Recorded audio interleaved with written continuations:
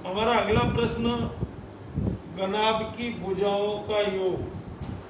हमको क्या दे रखा है? घनाभ की भुजाओं का योग। भुजाओं का योग का मतलब लंबाई, चौड़ाई और ऊंचाई का योग आ रहा है 19 सेंटीमीटर। विकर्ण की लंबाई 11 सेंटीमीटर दे रखी है। क्या चाहिए? संपूर्ण पृष्ठीय क्षेत्रफल मुझे चाहिए।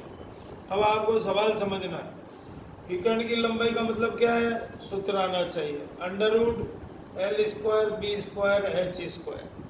11 दोनों तरफ वर्ग कर दिया, रूट का स्क्वायर कर दिया, ये 11 का स्क्वायर, रूट से स्क्वायर कट गया, ये मान आ गया।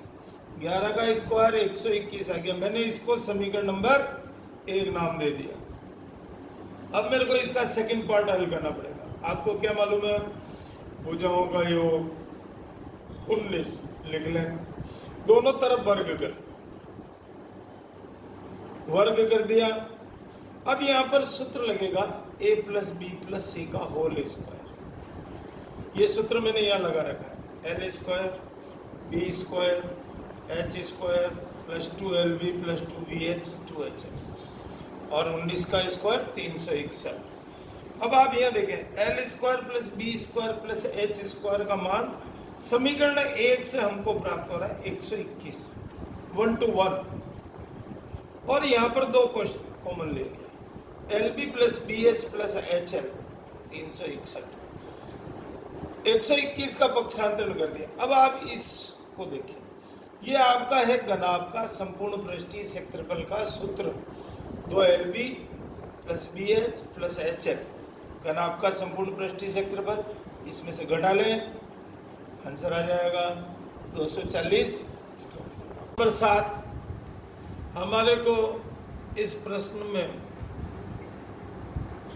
एक कमरा है जिसका फर्श वर्गाकार है और जिसकी भुजा है 6 मीटर।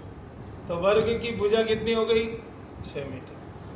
इसमें 180 घन मीटर हवा भरी हुई है, इसका आयतन है। और हमको ये बताना है ये कमरा कितना ऊंचा है, कमरे की ऊंचाई ज्ञात करना। तो ये आकृति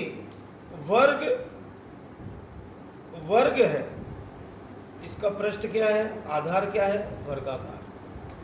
लेकिन हमको ये मालूम नहीं है कि इसकी ऊंचाई कितनी है। तो ये आकृति बनेगी घनाभ, और घनाभ का आयतन सूत्र वर्ग का क्षेत्रफल, इसके आधार का क्षेत्रफल को अगर ऊंचाई से अगर मैं गुणा कर दूं तो हमारा मान आ जाएगा। घनाभ का आयतन 180, वर्ग का क्षेत्रफल भुजा स्क्वायर इंटू H। आपको भुजा दे रखी 6 × 6, H निकाल लें, ऊंचाई पक्षांतरण कर लें, काट लें। 6 को 180 से काटा, 6 को 30 से काटा, तो आपकी ऊंचाई आ गई 5 मीटर।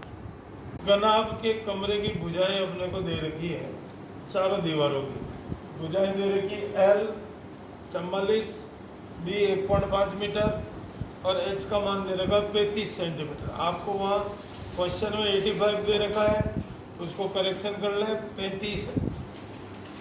आपको क्या करना है, L को कमरे में अपने ईंटें कितनी लगेगी, तो ईंटों की भुजाएं दे रखी L 22 centimetre, B 10 centimetre, H 7 centimetre. ये सेंटीमीटर, ये मीटर में, तो दोनों इकाइयों को समान करना पड़ेगा। चाहे तो आप सेंटीमीटर में कर लें, चाहे आप इस ईंटों को मीटर में बदल लें। मैंने यहाँ पर मीटर को सेंटीमीटर में बदला, और मीटर को सेंटीमीटर में बदलने के लिए 100 से गुणा करना पड़ेगा। ये 44 मीटर 44 में बदल गया, 1.5 मीटर है, दशमलव हटाया, 100 से गुणा किया, 150 सेंटीमीटर आ गया, ये सेंटीमीटर में। तो हमको सवाल करने में इकाइयों का विशेष ध्यान रखना है। सभी इकाइयाँ या तो सेंटीमीटर में होनी चाहिए या मीटर में होनी चाहिए। अब आपको चाहिए ईंटों की संख्या। ईंटों की संख्या निकालने के लिए सामान्य तौर पर हम मकान बनाते हैं तो हमको आइडिया लगाते हैं कितना घन सेंटीमीटर, कितना सेंटीमीटर, कितनी इसकी एरिया है, उसके हिसाब से ईंटों की संख्या निकाली जाती है। तो दीवार के आयतन में ईंट के आयतन का भाग दें। आपके दीवार का आयतन का सूत्र है, घनाभ का सूत्र है LBH।